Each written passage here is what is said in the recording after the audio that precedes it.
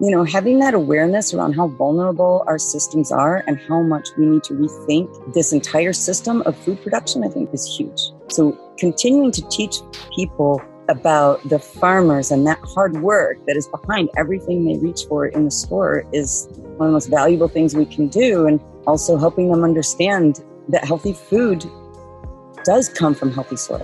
And it affects their whole community. It affects the waterways in their community. It affects the air that they breathe. There's plenty of science showing how it affects the human microbiome, that it's a mirror of the microbiome in the soil. And as we deplete the soil, we deplete our own microbiome. And so, I've said this a few times, and it's like what we do to the soil, we do to ourselves.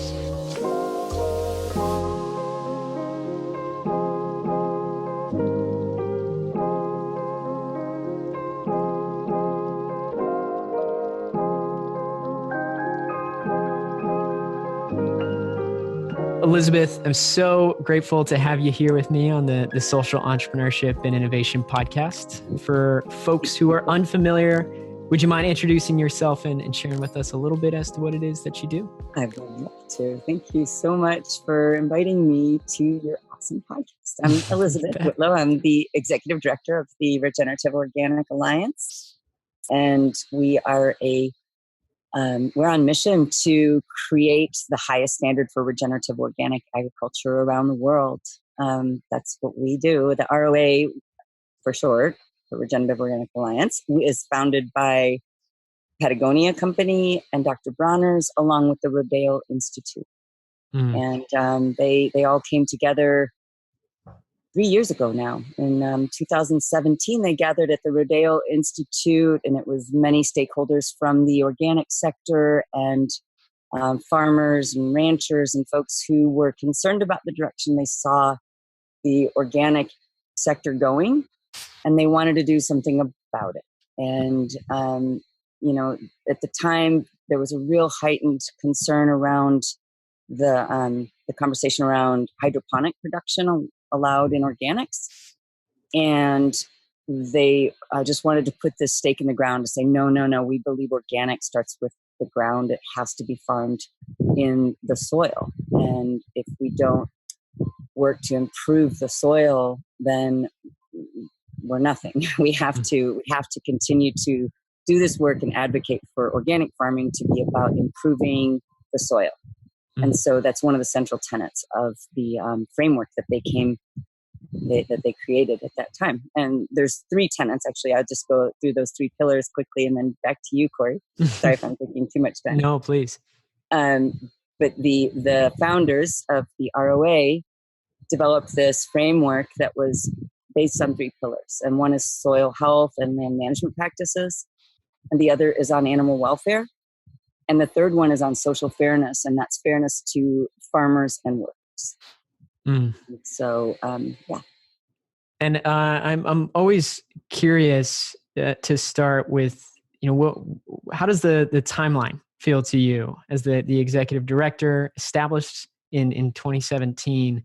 Does it feel like it's been 3 years? Does it feel like it's been longer, shorter? How are you feeling right now? I always say I feel like I've been on a dead run since I joined the team. I came on in September 2018. So they had already been in existence. The Alliance published this framework that I mentioned. They published that and got so many stakeholders responding and people giving feedback. They had over 400 comments during that public comment period. So they contracted the work out with NSF International to come on and help to digest and deliberate over the framework or the feedback and see how it would shape the next version of that ROC framework. And they also began looking for pilot applicants, people who wanted to participate in a pilot project to test this out on the ground. And so they were already well into that process when I came along. And so when I started, so it was 2 years ago, just this month, we were getting ready to embark on the pilot inspections. And this is not just in the United States. Keep in mind, this is around the entire globe, really complex. And we needed to regroup and just like had to take a breath and reevaluate everything that we had in place so that I felt like we could approach it in a way that I wanted to just uphold the highest standards for doing this certification. And so we did that. We took another 6 months or so to develop all the tools and all the different parts for us to test out this certification. And sorry, there's a honeybee. I think. Hopefully not a yellow jacket. So yeah, we developed all the tools and everything that we needed, and everything took a bit longer than we wanted to, of course. But it's been a constant effort.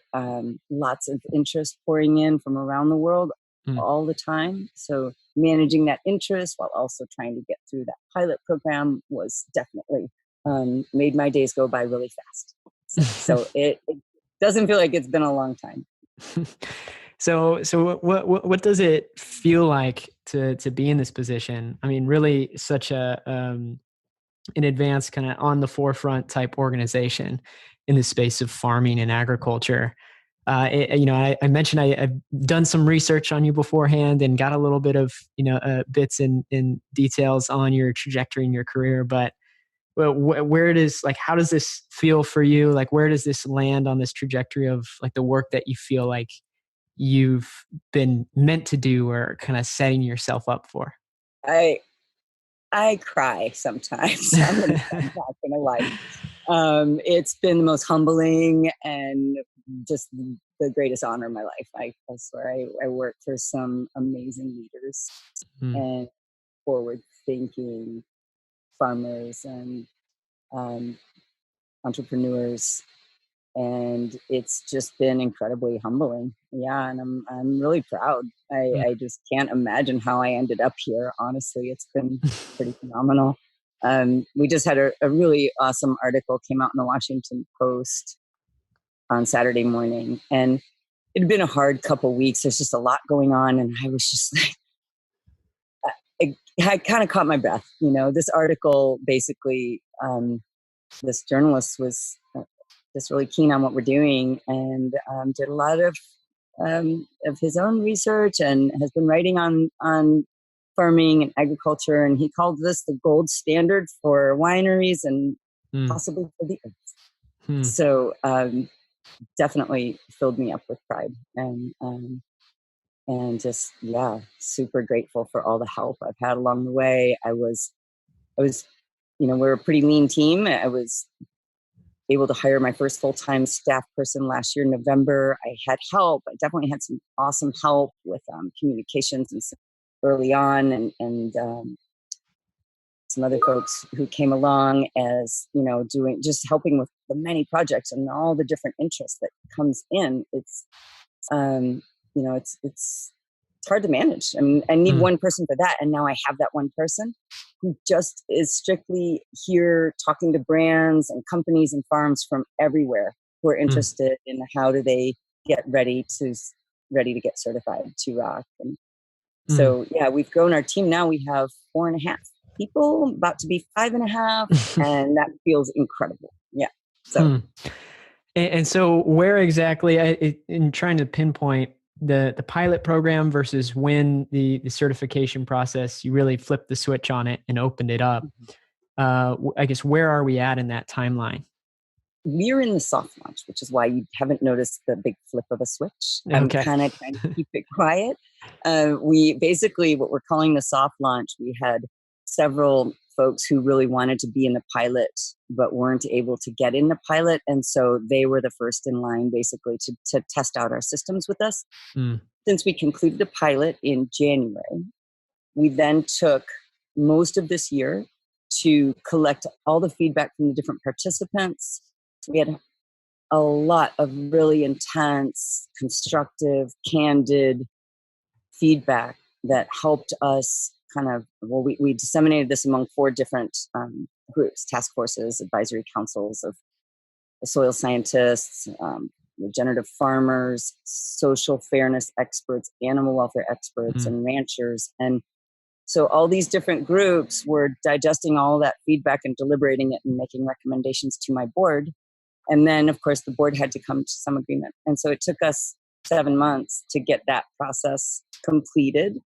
So we finalized the revisions to the framework this summer, and then started revising the tools and all the different ways that you implement this in the field.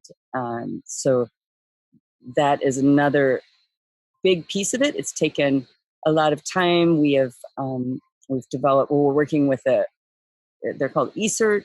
They provide compliance software to certifiers. I know that doesn't sound very exciting or fun, but it actually is amazing how much it's going to help us develop a really robust system for auditors and certifiers to do this work. And also for our clients in the future, they'll be able to go to one place, just log into their info portal and get all their documents. And so we can get away from the constant like email and shared files and things like that. So all that stuff takes time. And so we're testing out these new systems with these clients. And we've also started taking in applications, but haven't really spread the word.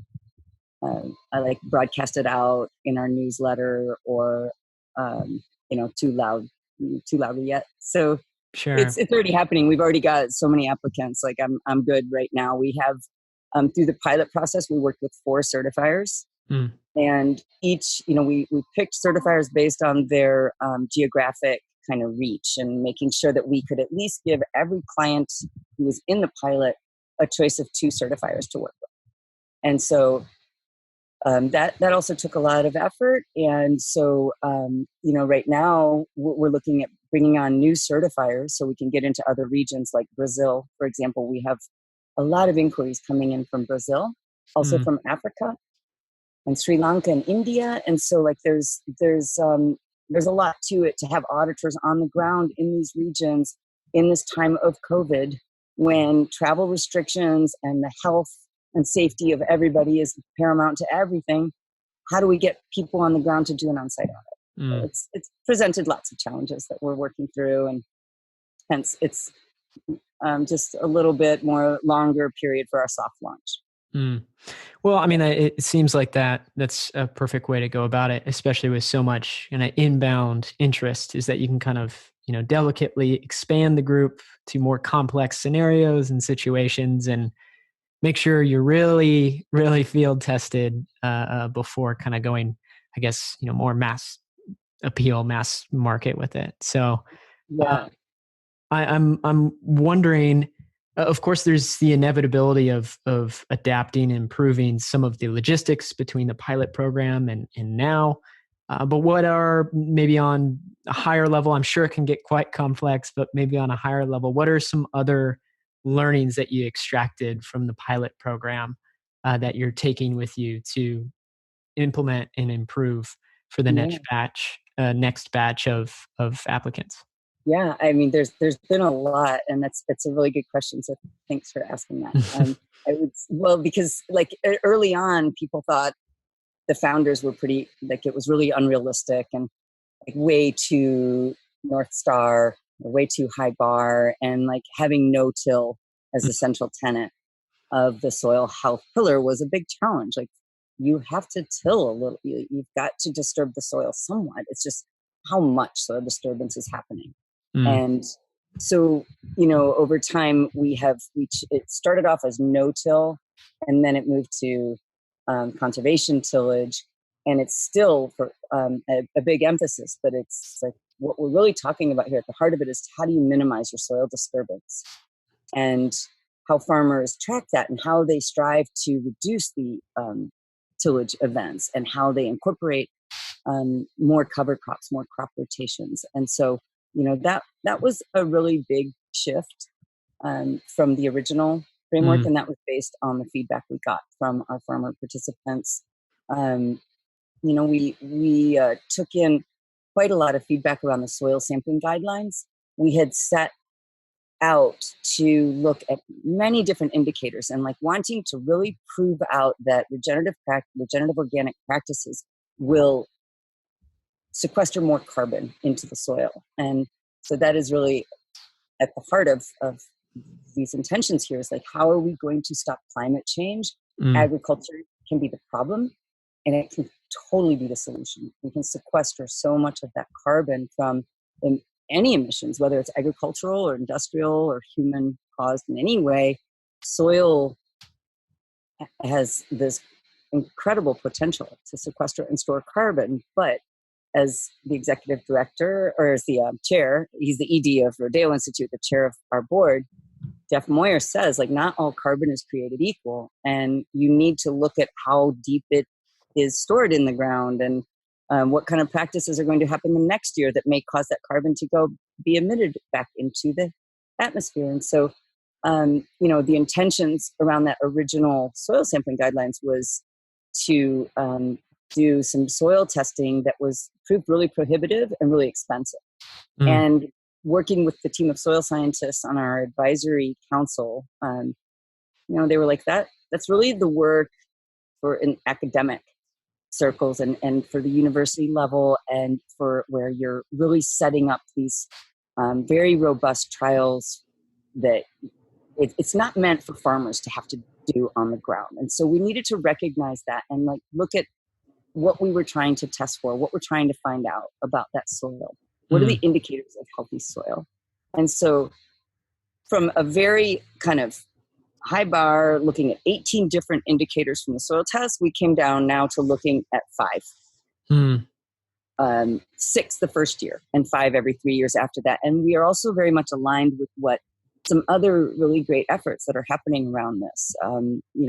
And we were just talking before we started up about the great Kiss the Ground film that is showing tonight. And so I think, just being really mindful that it's important to look at and understand healthy soil, but you don't want it to be so obstructive, so challenging and expensive that farmers can't afford to do it, right? And so that was another big learning. We also learned a lot about the social fairness pillar, especially, the difference from the countries of origin or the global south versus the global north, and how the social fairness pillars need to be, how all those criteria need to be applied in the field, and how it's just so different from country to country, and here in our country from state to state, depending on the state's labor laws. And so, there's still plenty of learnings to come around that social fairness pillar, but we have a great team of people and really excellent folks who served on our task force and on our board to help with that. Those are some of the key learnings. and many more to come, it seems. Sure. But of course, we've mentioned a few of these throughout, Elizabeth, but I would love if you could kind of take us back for a step. And I mean, we're well aware of many of the problems that exist with conventional farming, but I would love for you to maybe kind of expound on those a bit more as to why the regenerative organic practices, or I guess what the regenerative organic farming and agricultural practices are addressing, as opposed to what sort of issues exist in their implications in more conventional traditional farming practices. So what we're setting out to address are like the problems with factory farming, for example, for over-tilling the soil, for the application of chemical pesticides and herbicides, for the really increasing use of GMO crops for farmers, especially in this country and in Brazil, where they're cutting down forests or burning forests and planting GMO soy to feed livestock that are maintained in feedlots.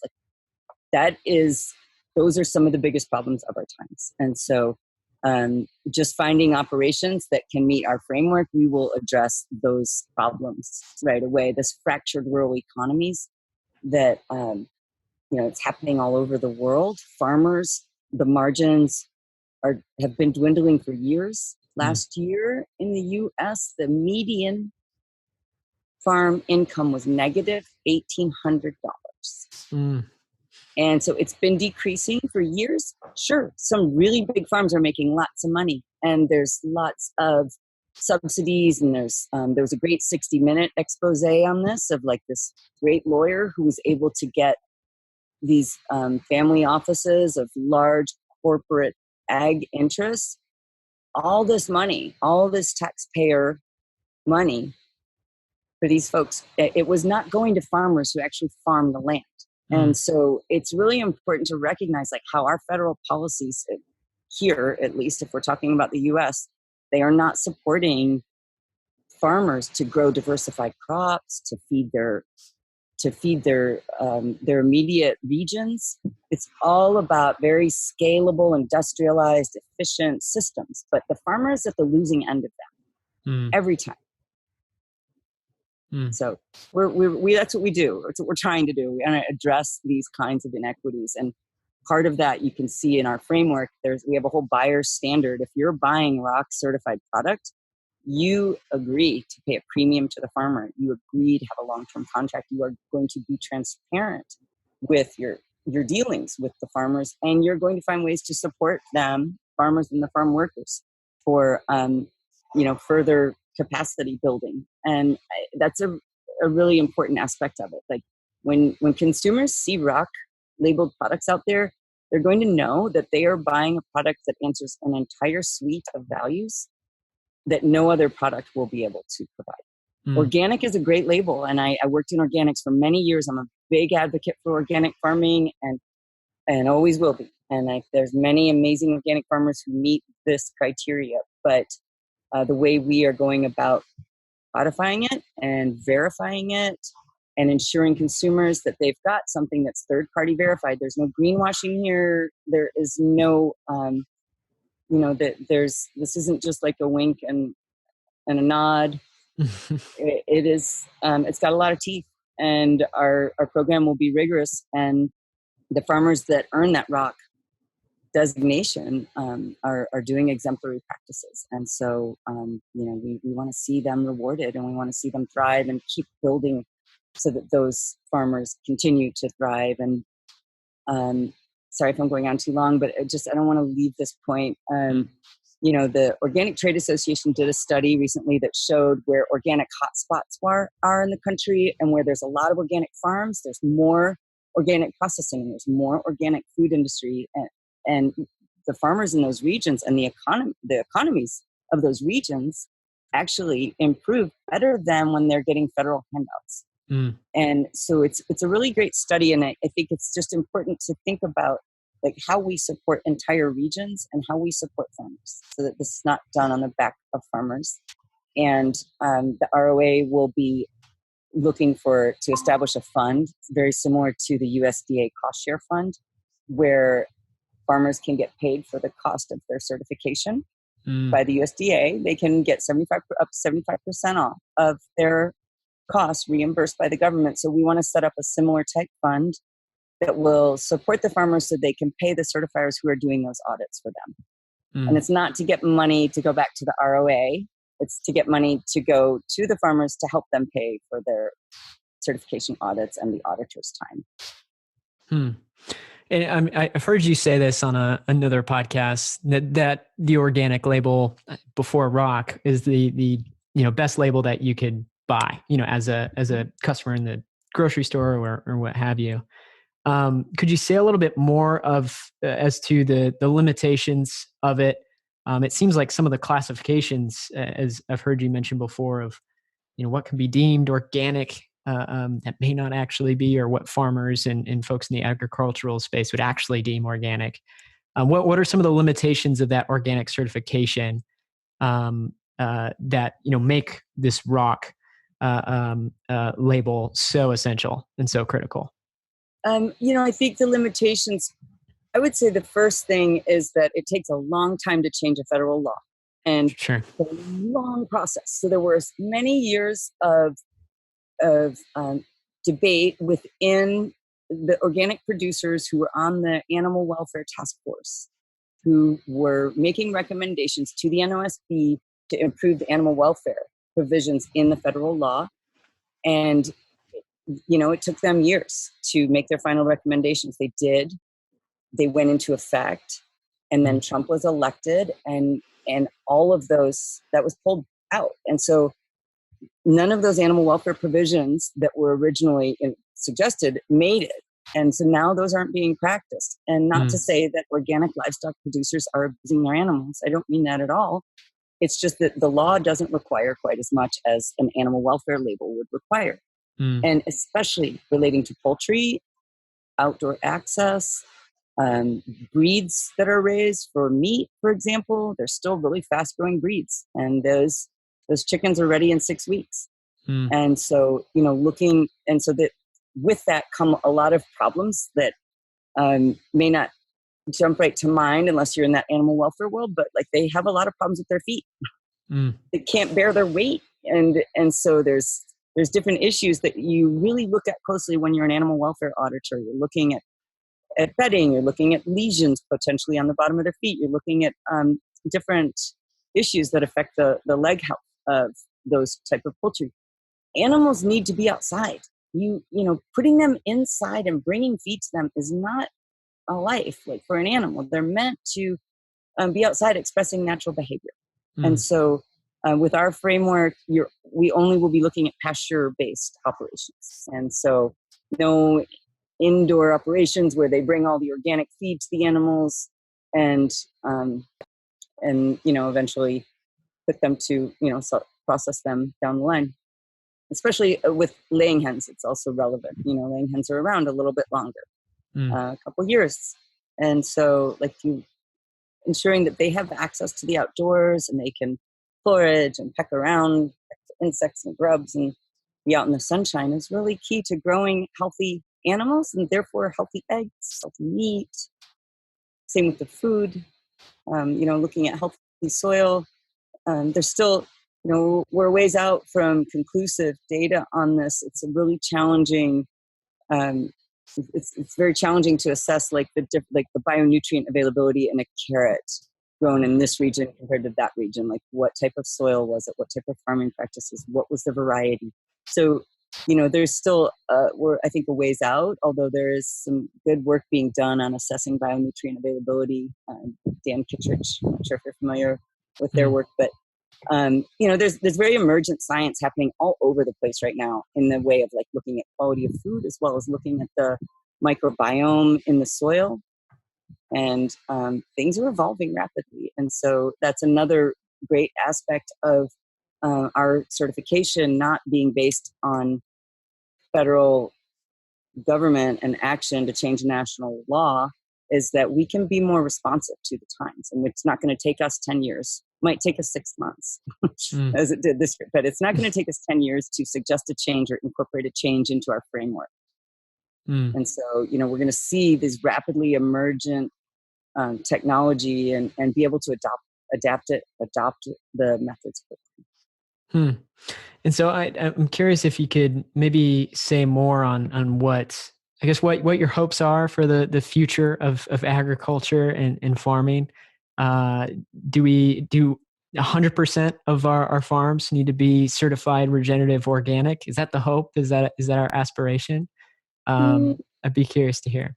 No, I mean, I buy my farm some of my food from an amazing farm nearby that I'm sure embraces and incorporates many regenerative organic practices, but they don't carry a certification because I go there and I talk to the farmers, I walk through the fields, I go to the U-Pick, I have such privilege to have access to that. Many people don't. And those folks who can't go and meet their farmer and talk to their farmer at the farmer's market or in their neighborhood or in their community, they have to go to the store. And we have to be realistic. Like not everybody's going to get to go to the farm. So no, I don't see that that's the be all end all. I see everybody embracing these methods for sure. Pay your workers fairly. Take care of the animals and respect those 5 freedoms of the animal welfare, those core principles. And don't use pesticides, chemical fertilizers and herbicides. And those for sure, I see all those principles as a great way for anybody to farm. But no, I wouldn't say that everybody has to do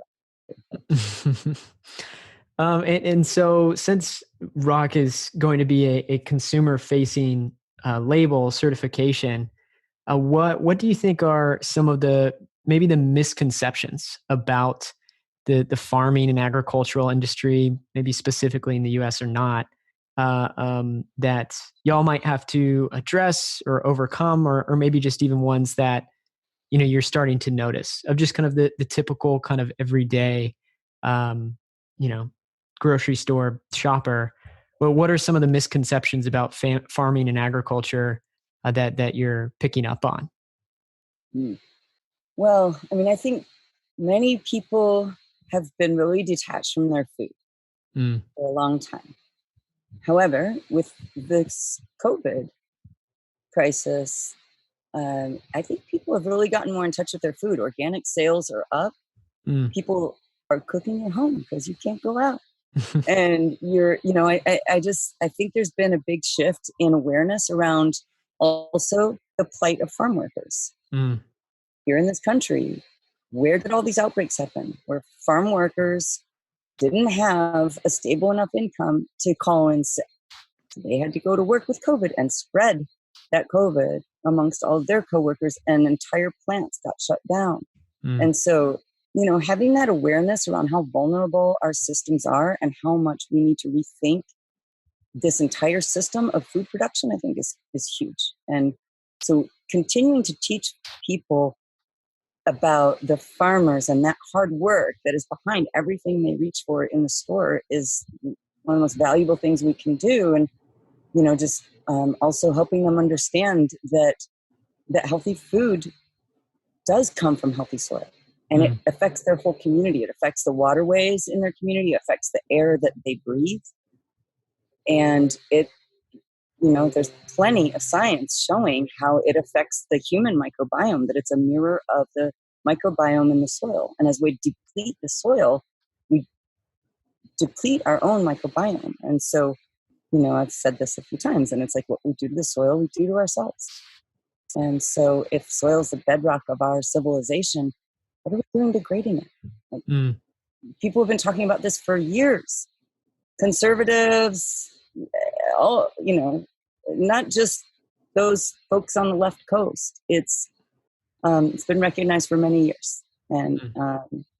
and I think, there's some really great resources out there if people are interested in learning more. We have a really awesome, just kind of regenerative organic reading kind of series if you sign up for our newsletter, which we only send out quarterly. Mm. Um, we aren't going to be filling your inbox every week, but there's a great reading list there, and some of the books can really turn that light bulb on to that. I think David Montgomery in particular. I'm not sure if you've read any of his books. No, I would look him up. Yeah, David Montgomery. He and his partner, they have a new book coming out soon. It's called What My Food Ate. Okay. And I believe that'll be coming out really soon. And that ties back to that conversation about the microbe in the soil and the microbes in our own digestive systems. But, Mm. yeah, he wrote Dirt, um, and Hidden Nature, and some other books, and a lot about the soil and dirt, I should say. Well, we'll have to make sure those are linked up in the show notes. Yeah. So Elizabeth, in your unique position, I mean, you've already mentioned the wealth of different experts and perspectives that it seems you work with on a day-to-day basis, from businesses who are involved, the Patagonias, Dr. Bronner's, and others, and scientists, soil scientists, farmers. I mean, there's quite this massive ecosystem of folks that you're working with.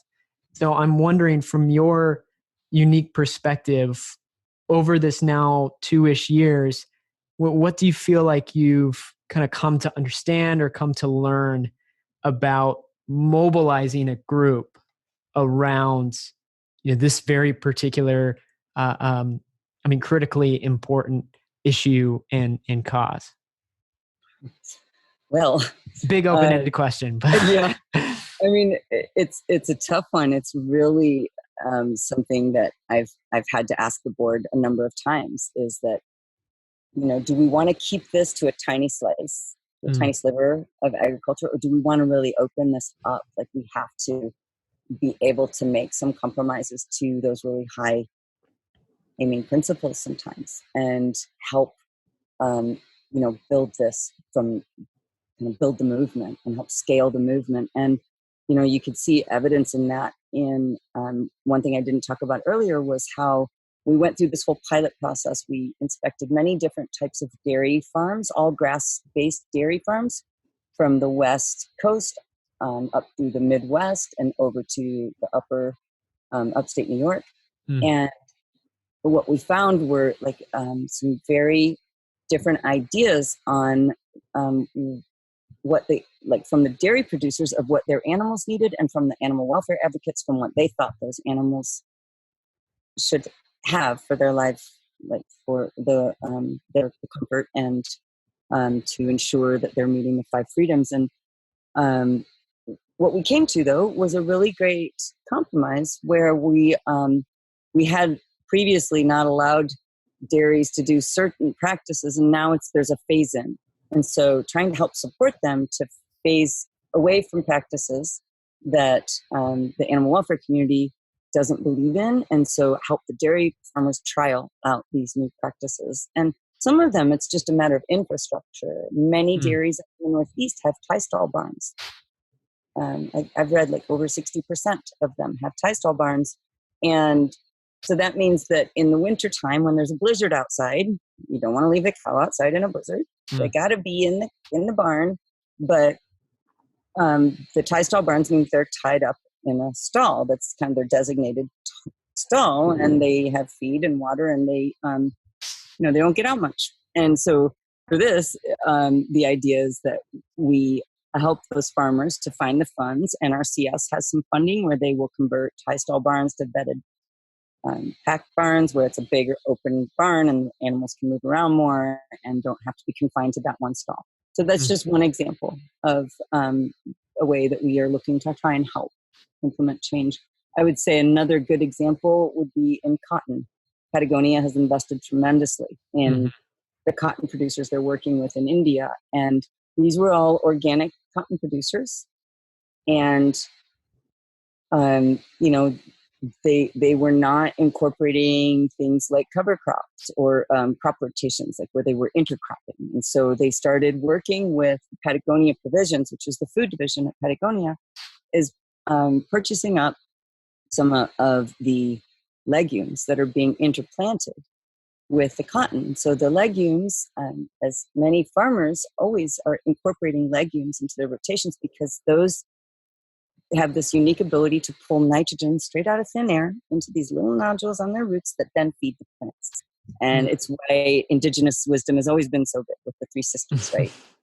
Corn, bean, squash. And so the same with the cotton. They've incorporated different types of legumes, turmeric, garbanzos, ground peas, other types of things, and found that they could feed the soil that way and have increase the diversity and biodiversity, and therefore control the pests better.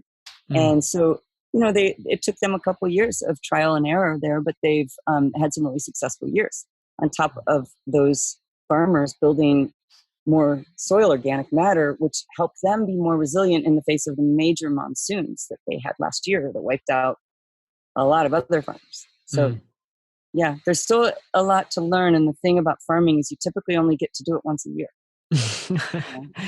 You got a season and then it's over. And so then you start again, unless you're farming something that, lettuce or something else that grows really fast. But farming is in seasons. And so the window is long as far as the window of opportunity to learn.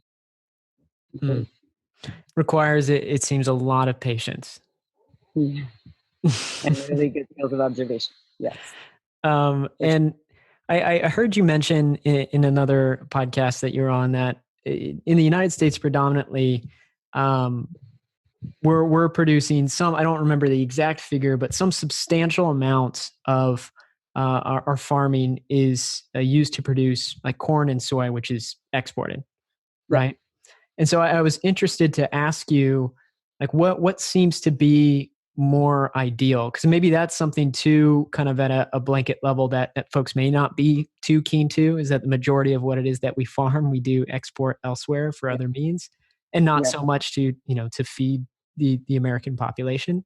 But I'm interested to hear your thoughts on this as what might be a more ideal setup for that, or an arrangement or outcome. Yeah. Well, interestingly, like there's a lot of conversation going on about this right now. And just last week, there was an announcement from a really big kind of the giant of corn and soy that they're going to start converting farms to regenerative. I don't know exactly what it means. This is Cargill. I don't know that it's been clearly defined or how they're going to ensure that that's regenerative practices. I really don't know enough details about the program. I would say I'm a little suspicious when it's coming from the agribusiness that has perpetuated this system for so long, as far as like, most grain elevators are probably owned by Cargill. And I think that statistic that I might have mentioned was something around 70% of the corn and soy that U.S. farmers grow is either exported for livestock feed in other countries or used for like some derivative of for processed food or used for ethanol. And having farmers think they're feeding the world when those crops are not really going to feed the world. Those crops are what the federal crop insurance, like what they get subsidies for, that they get the highest payment for. So of course they have to plant that because they need to mitigate risk from potential weather related disasters, which are happening everywhere, as we all know. So, farmers are kind of forced into this position to have to plant that.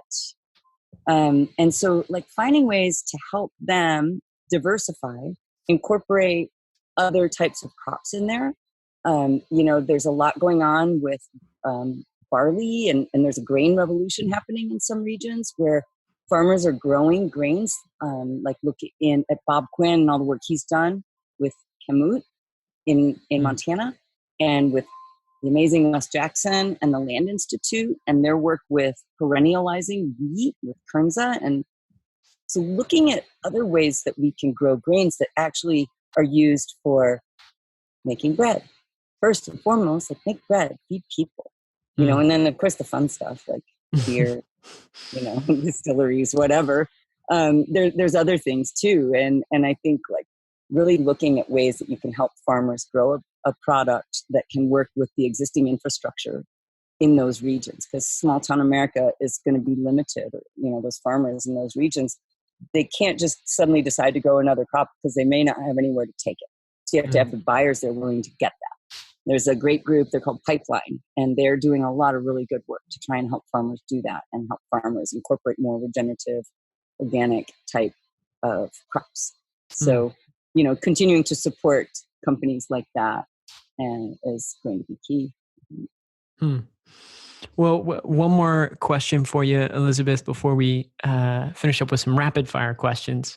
Of course, there are some really large problems that we're facing in the world today.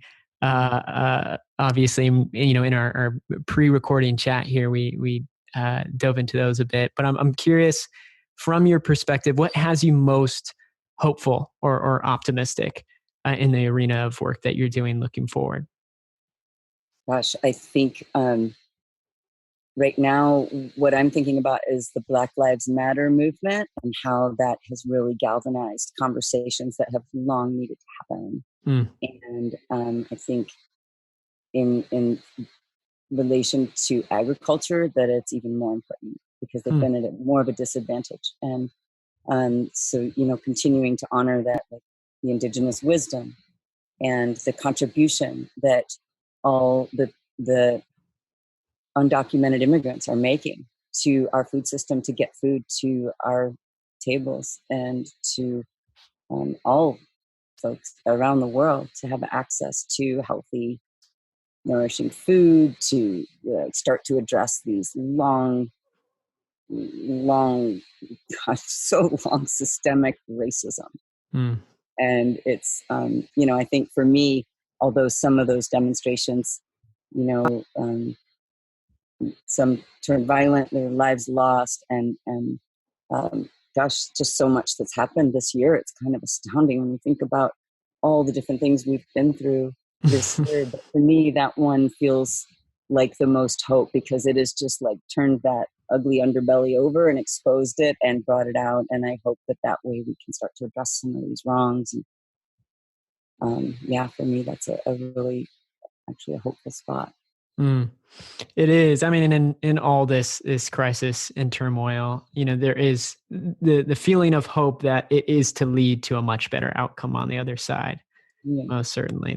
That's where I'm sticking. I'm trying to stand firmly there. So It's funny. I just sent out. We had our little newsletter go out yesterday, and I was kind of toying over this for the last couple of weeks because I woke up here to complete and utter darkness last Wednesday, 2 weeks tomorrow.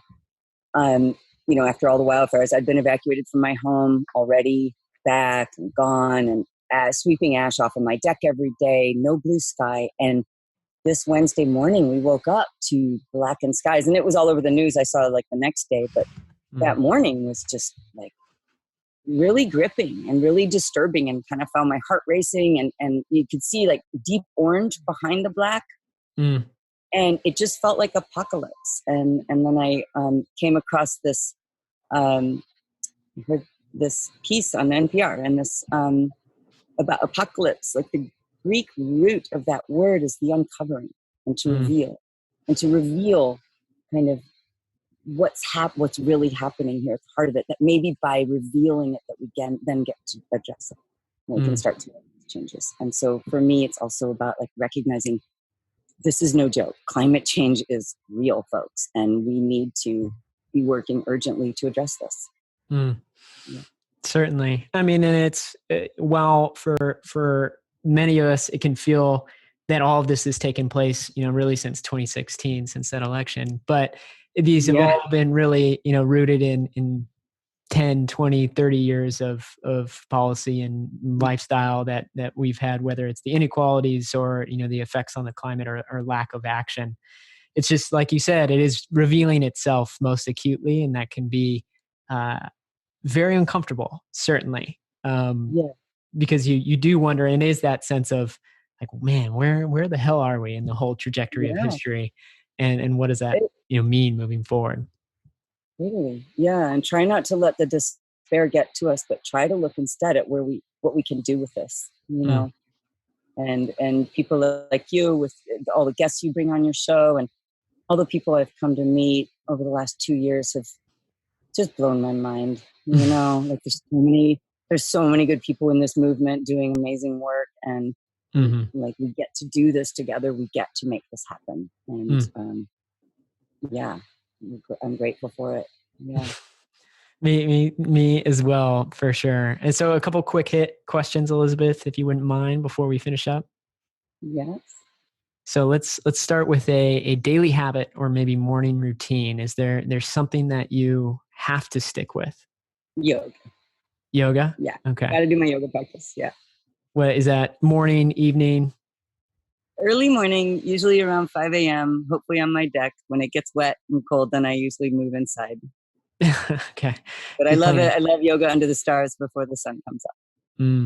5 a.m. start every single day? Yeah. I'm an early to bed kind of gal. So that means I get to wake up early. Well, I got to go fishing with my grandpa when I was a kid because I was the early person. Oh, okay. I guess that's where that's ingrained. There we go. Exactly. No, it's been all my life. So next one for you. You did recommend a couple other books. I'm curious if there's something that you've read recently that's really impacted you, maybe, outside specifically of the space of farming and agriculture, something that you've come across that you'd like to recommend to folks. Gosh, I have been trying to break away from reading books about ag and food. That's like all I do. And I'm trying to think what I did last. I'm blank. It's a tough question. You kind of have to dig. It seems to be a common. I think I need to go flip through my Kindle and be like, what was that last book I read? But no, I just am finishing up Bob Quinn's book. And so that one is Grain by Grain. Okay. And been a really great read, and it is in food and ag. And I'm sorry, I can't depart from that. No, I'll tell you quite all right. I do love to like flip through some poetry, and so Mary Oliver. Okay. Mary Oliver has given me some great solace recently. Offer your people some Mary Oliver. Wonderful. Any particular titles or collections or anything like that from? I can't think of the one that I have right down there on my bookshelf right now, but all you have to do is open any page. Yeah. Okay. Yeah, I love it's those. beautiful. Yeah. Mm. I mean, for that, you could also pull out a Pablo Neruda, the odes. That's Mm. always fun. Yeah. Good ones. Let's see here. Next question for you.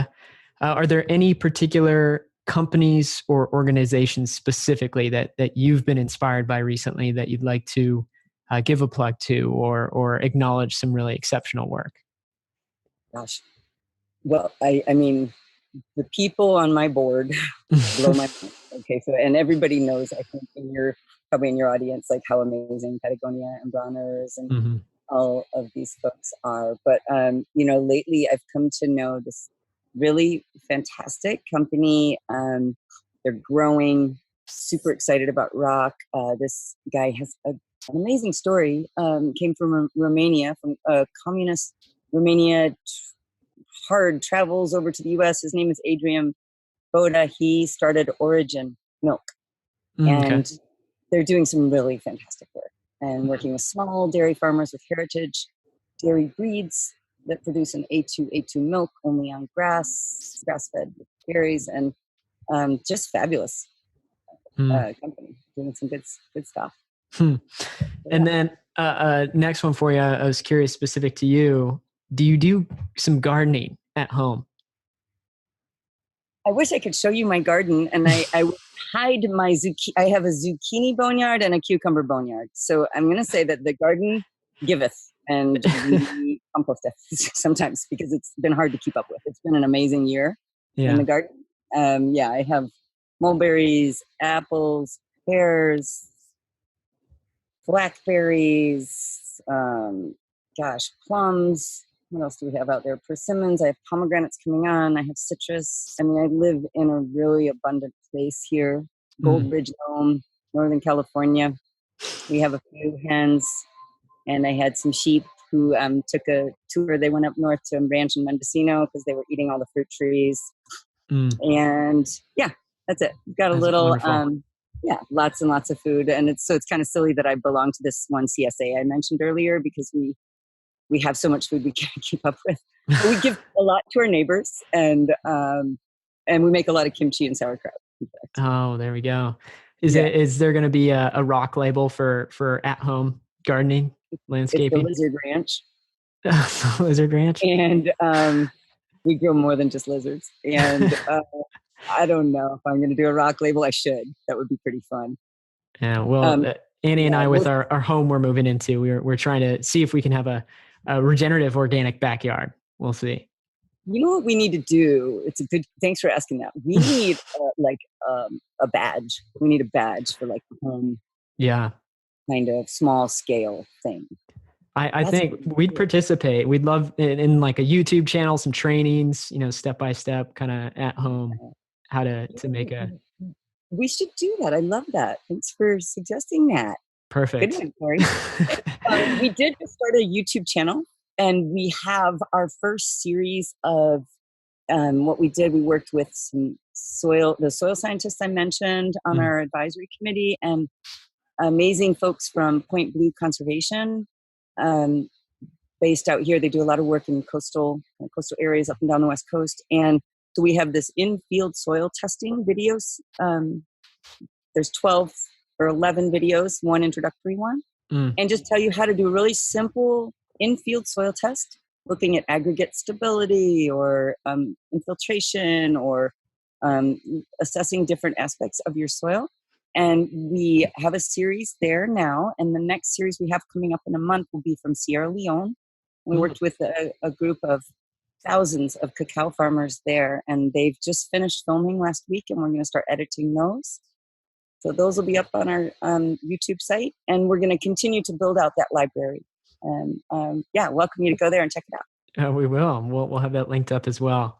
And so, one final question, Elizabeth: do you have any particular piece of advice to any sort of aspiring or active, impact-driven entrepreneur or nonprofit leader? What's one maybe open-ended piece of advice you'd give? Mm. I think right now the most important thing we do is listen to each other, Mm. and looking at leadership models. Look at servant leadership model. Serve your people Mm. and serve.